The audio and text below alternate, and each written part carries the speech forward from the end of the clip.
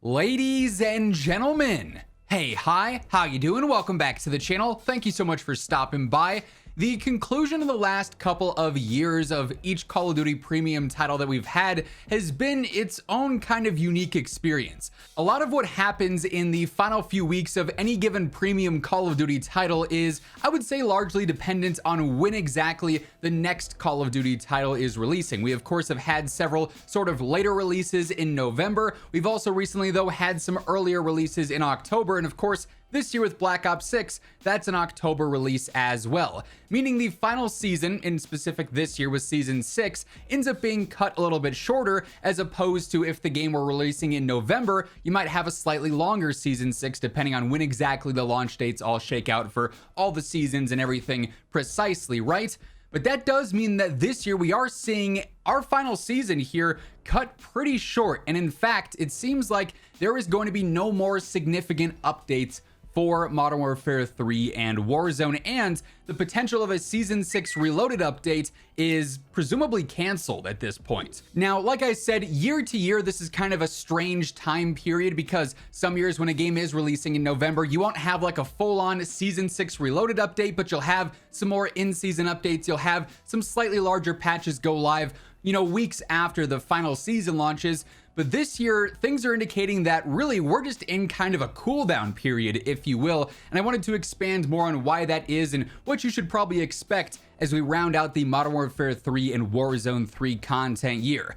Now, a lot of this discussion does actually start with the roadmap for Season 6 because, as you'll notice, the vast majority of what's on this roadmap we've already got at launch of Season 6, and what we haven't fully seen yet is just simply coming in a couple of days time or maybe a week's time, depending on when exactly you're watching this or when I actually get this video uploaded. But we of course saw the Haunting event launch on day 1 of Season 6. This included a couple of new maps for multiplayer, all of the bazillion shipment variants that they released as well, a couple of LTMs. Like, any of the content we don't already have access to is simply going to be releasing as a part of a weekly update here very soon. And nothing on this roadmap for the first time all year is flagged as an in-season update. Usually, you know, we'll have a third or a fourth weapon in the universal content tab flagged as in-season, or we'll have some events flagged as in-season, and that means that that stuff is reserved for the mid-season update or the Reloaded update. So nothing being flagged as an in-season update already is sort of a red flag that there's not going to be any kind of mid-season or Reloaded update for Season 6, and instead we'll just be in like a waiting period for Black Ops 6. But one might say, okay, but what if there is a surprise coming around the corner for Modern Warfare 3 and Warzone? Maybe they're just keeping it a secret and there will be an update later on down the road. I think that's a, you know, perfectly viable scenario to raise. However, there's a lot of other evidence that also supports that that probably is not going to happen.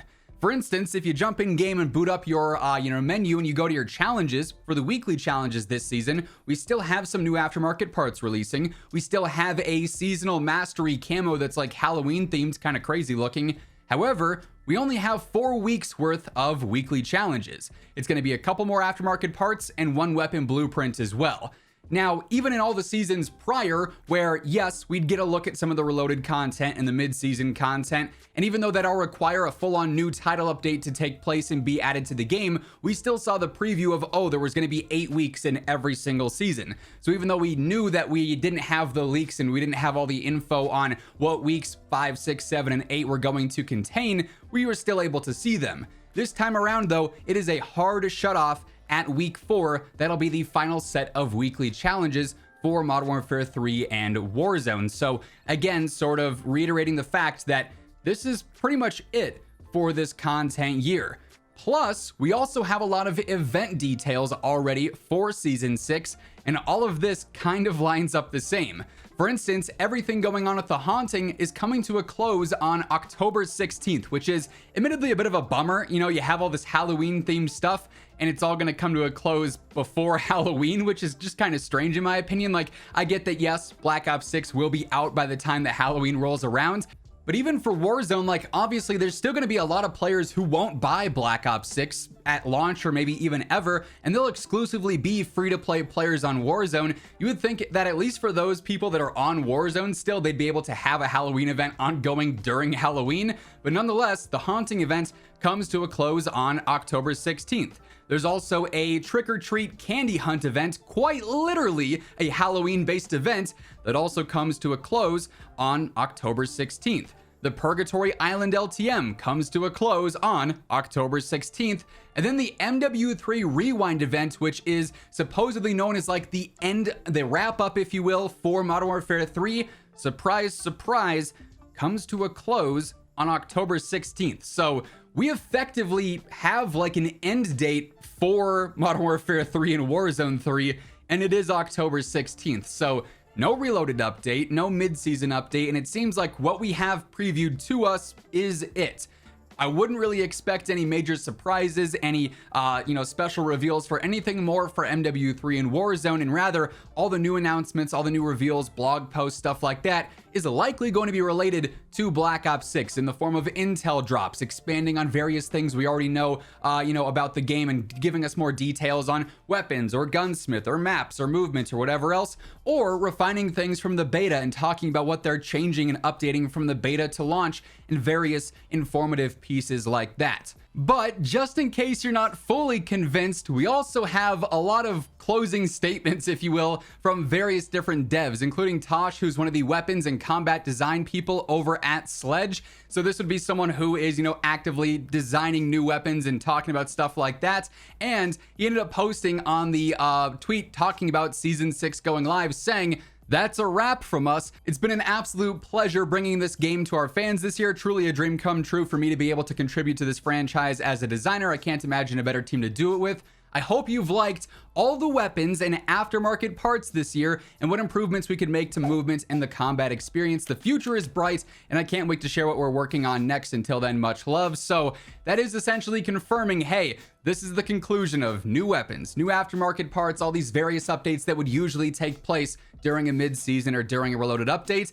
Also kind of wild, yes, that is sort of a confirmation that Sledgehammer is already working on whatever their next Call of Duty title might be, whether that's in 2027, 2028, who knows, but they're already underway on whatever's coming next from them, which should be interesting to see if they actually get a full-on development period this time, rather than 16 months to make a game that ended up being better than its predecessor that had 3 years of development time. But anyways, I digress.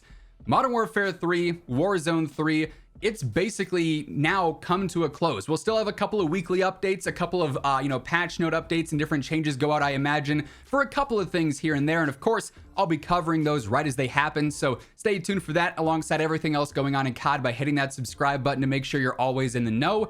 But beyond that, nothing really major should be going on, sub any maybe Black Ops 6 surprises or farewell surprises that might take place. But that being said, that is going to wrap things up for this one. Once again, thank you so much for tuning in, and until next time, take it easy, have an awesome rest of your day, and I'll catch you later. Peace out.